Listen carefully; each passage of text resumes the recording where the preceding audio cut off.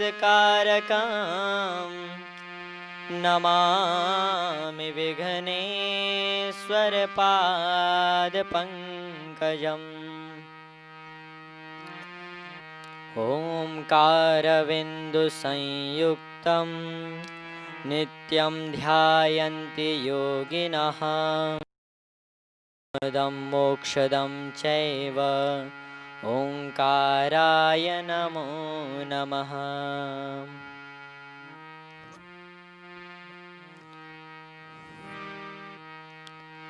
नीलाम्बुजश्याम मलकोमलाङ्गं सीतासमारोपितवामभागम् पाणो महासायकचारुचापं नमामि रामं रघुवंशनाथम्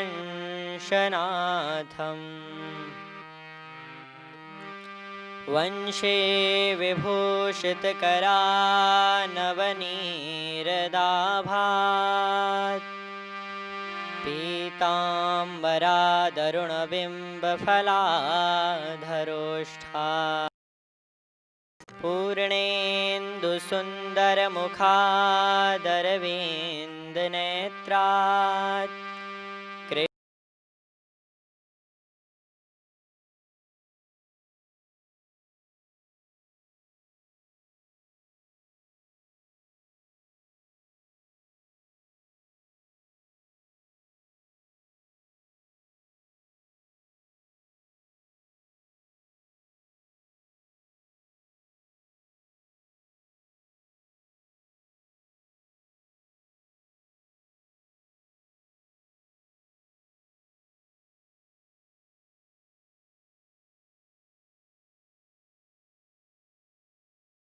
वन्दे भक्तजनाश्रयं वन्दे शिवं शङ्करम्।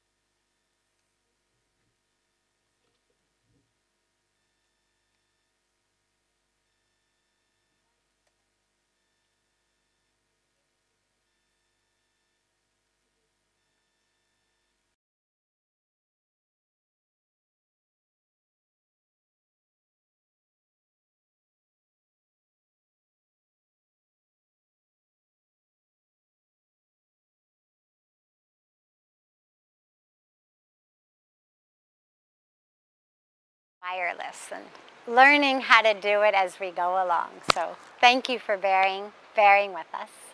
As I was saying, but without a functional microphone, you probably couldn't hear me. I was saying what a beautiful gift it is to be able to spend this time together with you on the banks of Mother Ganga at this sacred time of sunset, and to connect together in satsang.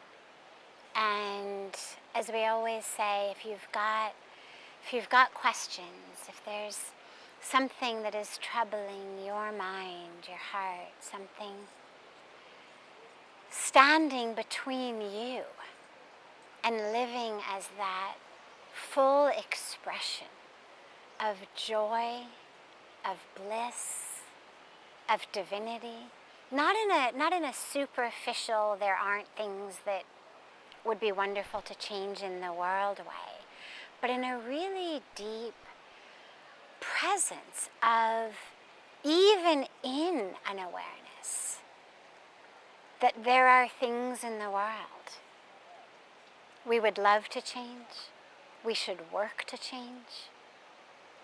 Nonetheless, even in the midst of that, the ability to experience joy and bliss and peace of the self that isn't dependent upon all of that in the world which we work to change. So anything that you have that is up for you, feel free to, and I think the best way to do it is just to put the questions in the comments here online on Facebook, and our beautiful Seva team will get them and bring them up in the next satsangs. Pranam Sadhviji. The first question for satsang that has come in is, if we went vegan, the animal population would increase and they'd come into cities and destroy the whole circle of life, creating an environmental imbalance. Everything in life is for a reason. It doesn't matter how the animals die, because either way they have to die. What matters is how well they live. And why are we being biased towards just cows? There are dogs and cats too. Great question. Touches upon a couple of different points. First of all, this myth, and it is a myth, this idea that somehow if we didn't kill our animals for food, they would just descend like locusts in a storm upon our cities and overtake our world if we didn't kill them for food, is A, a myth, B, a really common rationalization for eating meat. And there's two very simple answers to it. Number one, the animals we eat for food are animals who are bred to be eaten for food. It is an agriculture. It's like saying, well, if we didn't eat the wheat would all go to waste. Well, the wheat that we eat is grown to be eaten. And the law of supply and demand says the less the demand, the less the supply. So as lots and lots of people started going gluten-free, for example, the demand for gluten-free grains increased. More people started growing millets, let's say, instead of wheat. Supply and demand. In the same way, the cows, the pigs, the chickens that we eat, these are not wild animals who are just being caught for our meals. These are animals who are being factory raised to be eaten. So if we stopped eating animals, it would be a very, very, very, very short period of time before they simply stopped growing more animals to be eaten. The way that these factories work is to produce as much as possible, to supply as much as possible, as cheaply as possible, for the demand. And so that's how they run, that's how they run the factory farms. So if we stopped eating cows and pigs and chickens, no, they would not overrun our cities. They would not descend upon our homes. The factories who raise them to be killed would simply stop doing that because it no longer would be economically viable. So we would no longer continue to raise and birth chickens to kill them, or birth cows to kill them, or birth pigs to kill them. So do not think that you are somehow doing Mother Earth a favor by eating them. If you wanted to be doing Mother Earth a favor like that, you'd have to eat locusts or rats or the sorts of things that really do kind of run rampant and are problems for our society. It's not the cows, it's not the pigs, it's not the chickens. Those are being raised, bred to be eaten. The minute we stop eating, the minute they'll stop breeding. But the other way of looking at that is just because an action solves a problem doesn't mean it's the right action. There's overpopulation in this world. Lots of people go hungry, suffer poverty, suffer homelessness. I mean, there's so many evils in our societies that are due in large part to overpopulation, not exclusively. A lot of it, of course, is distribution and policy. But overpopulation is a major problem we face. Should we just kill all the extra people? Should we kill the poor, kill the homeless? It certainly would solve the problem of poverty and homelessness. But of course, no one whose heart beats with compassion and love and humanity would ever envision that killing off the extra population somehow was any kind of a solution to overpopulation. So even if these animals we were eating weren't being commercially bred, even if they were wild, which again they're not, but even if they were, inflicting pain and harm upon them just because there are too many of them isn't a solution that people who are grounded in compassion and spirituality should agree to. You know, you could say, well, there's a lot of inequality in the world. Should we just kill all the rich people and take their money and give it to the poor people? Again, it would be a solution, not a good one, not a dharmic one, not a right one. And in the same way, killing animals, as I said, isn't even a solution because there isn't even a problem of overpopulation. But if there were, killing them still isn't the solution. Because we don't live in a world where it's only about the surface level material situation. We live in a world where we are accountable to values, to ethics, to integrity, to sanskaras, to dharma, that require us to behave in ways that have compassion and love. So no, killing and eating the animals is not the right solution. And there was a second part to the question. What was the second part of the question?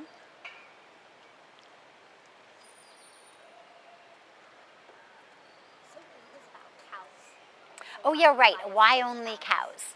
So it's not only cows, by any means. Whenever we speak about being vegetarian, we always emphasize not only cows and pigs and chicken, but we even emphasize fish. We even emphasize going vegan, which means no dairy. In India, by the way, vegetarian includes no eggs. It's a slight difference between here and the West. In the West, in order to be someone who doesn't eat eggs, you're vegan. In India, vegetarians don't eat eggs. Eggs are not considered a vegetarian food in India. So the only remaining piece that people in India who are vegetarian but not vegan consume is dairy.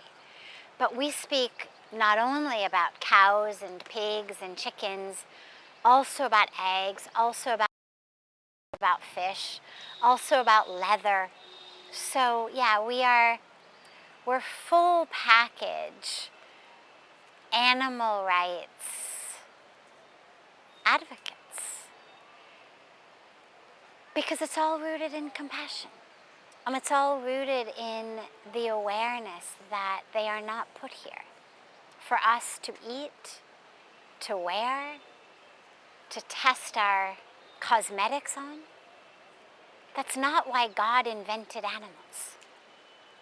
It's not why for hundreds of millions of years before humans even existed, the animals existed. In order to believe that fish were there for us to eat them, you would have to believe that in the hundreds of millions of years that life existed in the ocean before it existed on land, that there was this advanced plan of the universe, that I'm going to create these things and I'm going to make them evolve over hundreds of millions of years, because at some point there's going to be this being called a human, and he's going to need food to eat. Doesn't that seem like a total waste of many hundreds of millions of years? Really, that life existed on Earth, just getting itself ready to land up on our plates? It doesn't fit any common sense idea from either science or spirituality. Any sense not here for us to eat them? In many cases, they existed.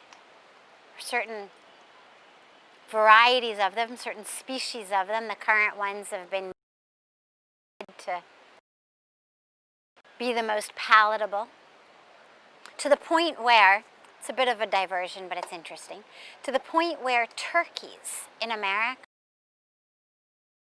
100% of the turkeys consumed in America are conceived by artificial insemination, been bred to be so fat that they cannot actually. Now you tell me, really? This is God's plan? That a whole species of creature can't even do the most basic things that animals do, which is copulate to make more? Because they have been bred to be so fat and juicy, pound for pound, that their most basic animal instinct of copulation can't even be fulfilled? There's no model of evolution in which animals were put on Earth, in the ocean, on the land, for us to consume them. That's not what they're here for. They're here as precious life on Earth, like we're here as precious life on Earth. And in the same way that killing each other to eat isn't okay, killing the animals to eat isn't either. Tragically, we have this concept that somehow certain animals are okay to eat and others aren't. Cows are okay to eat, or maybe not if your religion says no, but chickens are okay. Chickens, everyone kind of agrees, are okay to eat if you're eating non-veg. Dogs, cats, people say, oh, no, no, no, no. Why? We know that animals like cows, for example, are very intelligent. It's not a matter of the nervous system or the ability to feel. Pigs, super intelligent animals, super intelligent. This is just bias. This is just ignorance.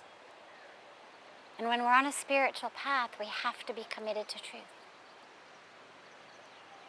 So don't let yourself get sucked into these nonsensical arguments about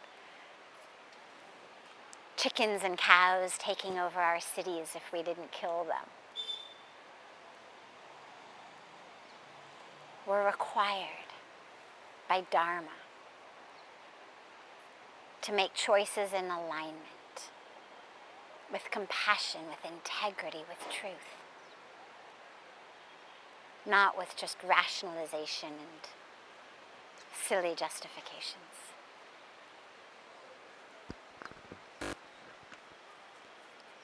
So the second question is, dear Sadhviji, when it comes to illness, how much of the occurrence of the illness is because the individual did something wrong?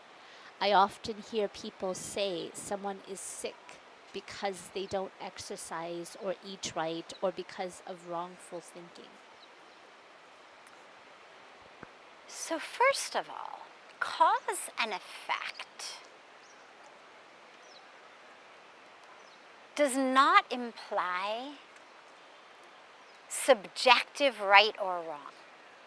So even if we say, okay, you have lung cancer, you have smoked 3 packs of cigarettes a day for the last 40 years, these cigarettes are what has caused this lung cancer, we still shouldn't say it's because you did something wrong. It's simply a matter of cause and effect. Plant an apple seed, you get an apple tree. It's neither right nor wrong. Plant an orange seed, you get an orange tree. Again, neither right nor wrong. Smoke cigarettes. Chances are you're going to end up with some kind of cancer or heart disease. Not because you're wrong, but just because it's cause and effect. Eat more calories than you burn, you'll gain weight. Not because you've done something wrong, but just basic laws of nature, laws of science. But it's really important never to blame people and to understand that cause and effect does not give us subjective judgment of right and wrong. Because ultimately it depends on what your highest goal is. And while on the one hand, absolutely, an injunction we've been given is to take care of our bodies. Our bodies are temples. In Hindi we say sharir ek mandir hai. It means literally the body is a temple. And in the same way that we care for our holy sites, this body is a holy site. It is the place where the divine lives, so we have to care for it. And the highest, deepest goal of life is not about how many days you can string together. It's not about how many days in the life. It's about how much life in the days. How much you're living and how much life you're bringing to others. Simply wasting time for 105 years is not something, no matter how long it may be, that we should consider a successful life. But you look at someone like Swami Vivekananda, for example, who died very young, but who left such an impact, such a legacy. Well, by any measure, that life is so much more successful than someone who manages to string together 105 years worth of days, but doesn't actually touch or heal or help or inspire or uplift anyone during that time. So disease is not because you've done something wrong. It is not a punishment by the universe. There are, however, a lot of correlations, connections, cause and effect that we know of things like how we live, how we eat, and connection to health and illness. None of it's 100%. Almost every smoker I know has a story of someone, usually a lady, who smoked 2 or 3 packs of cigarettes a day and lived to be 90 years old. It's usually the one that they fall back on. Oh, my friend's great-grandmother, she's 95, a chain smoker. So it's not that everyone who smokes gets lung cancer. And it's also not that everyone who gets lung cancer smoked. In the same way, there's plenty of stories of healthy, fit, young people in their 20s, 30s, 40s, 50s, dropping dead. Heart attacks, strokes, aneurysms, so much. Random, obscure types of cancer. People who exercised, who ate well. So there's no 100% line that says, do this, you will have this illness, or don't do this and you will not have this illness. But when we do have so much wonderful information about how to keep this temple healthy, why not follow it? Most of it's very simple. Eat well, eat vegetarian, eat organic, eat simply, not too much fried food, not too many sweets. Doesn't mean that you have to give them up entirely, but just all things in moderation. Get some exercise. Again, you don't have to run 20 miles a day on a treadmill, but get out and take a walk every day. Take the stairs instead of an elevator if you can. Things like that, simple things. Take care of this body, get enough sleep. Go to sleep on time, get up early. It's not rocket science. It's certainly much less rocket science than all of the vitamins and supplements and minerals and medicines and things that you have to do when the body starts to fall apart, because we didn't take care of it properly. But don't think about it as a punishment. Think about it as an opportunity. You've got this extraordinary, constantly changing machine, tool, living tool that the universe has given you. And you only get one. And everything that you want to accomplish in this life has to be accomplished through this machine, through this tool. So you better take care of it. And again, it's not difficult to do. And again, that's not a guarantee that you're not going to get some obscure illness. But it certainly makes your chances of a healthy, long life much better.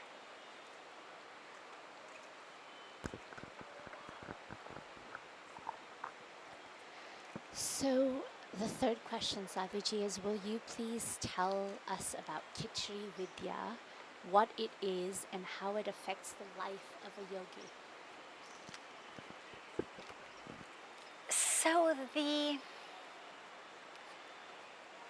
the scriptures, the treatises on yoga include a lot of different vidhis, different techniques.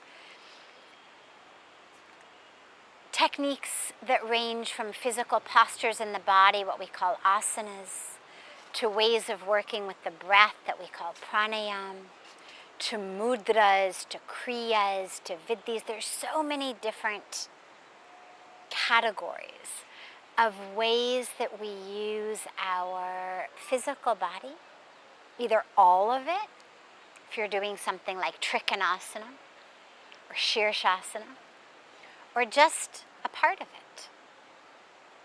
Like in this, which is the exercise of taking the tongue and,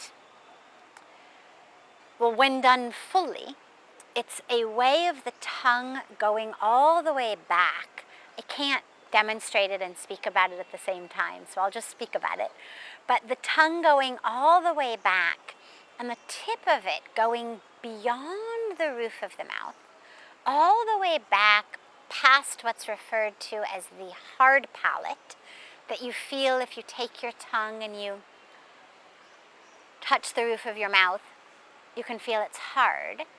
If you take the tongue and you go back further, you can start to feel it's softer back there.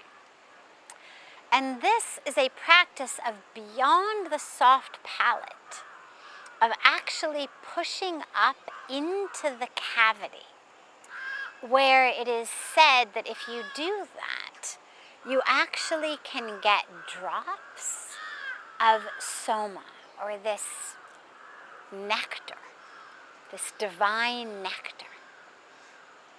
Now, some of the teachings speak about cutting the skin beneath the tongue, because of course if you try this you'll realize, well, it's only as easy as this connection at the bottom of your mouth is flexible, because of course that keeps the tongue from going all the way back. And it's very handy, by the way. It keeps us from swallowing our tongues. So it's not just a vestigial piece of our body. It's actually quite useful. But yogically, some of the teachings speak about slowly, by kind of a hair's width, a day or a week, cutting that so that the tongue can actually go all the way back. Most of the gurus, the teachers I know, do not recommend that. Again, there are lineages, there are schools that do teach that, but all of the saints and the yogis I have heard speak about it have not recommended cutting this, but rather have simply recommended doing the practice enough such that this skin begins to loosen and to stretch a little bit, and to keep practicing it and keep practicing it. And of course there are also exercises that you can do to loosen it. So I would not recommend cutting it, but again, there are practices that you can do to loosen it, to lengthen the tongue, and then using that newfound length of the tongue to go all the way into the back, to go up, and to get that nectar to start flowing. So the technique, and so many like it, are part of this really ancient and incredibly deep school of science. Hinduism, Sanatana Dharma, it's not just a theology. It's not just about what do we believe, or who do we worship, or how do we worship, or what are our prayers. But it actually includes all of this science of yoga, of Ayurveda, of Tantra, of all of these kriyas and vidhis and mudras, I mean, all of the different categories of ways through this body as a medium to actually access the subtle energies. Most people use the body just to experience the body. So we eat good food, it makes our taste buds really happy, it gets the pleasure centers in our brain buzzing for a few moments. But the science here teaches us, no, it's not just about a few seconds of happy taste buds and pleasure centers in the brain. It's actually about using this body to access the subtle energies that give a bliss, a joy, an awakening that is unique to the human possibility. And that's why we've been given this human body. Not just because it's more efficient and effective to be on 2 legs instead of 4. Not just because it's an accident of natural selection. But because actually through this body, through using it in very subtle ways, we have the ability to touch something much, much deeper.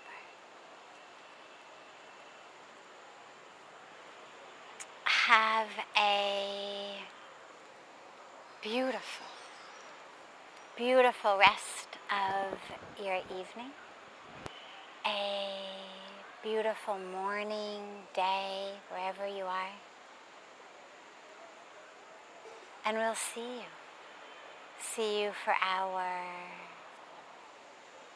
evening meditations, for our satsang. And hopefully someday soon, we'll see you right here with us on the banks of Mother Ganga, where together we will perform divine Ganga Arti, we'll meditate, we'll pray, we'll do satsang. But until then, we'll keep seeing you like this. So much love to you all.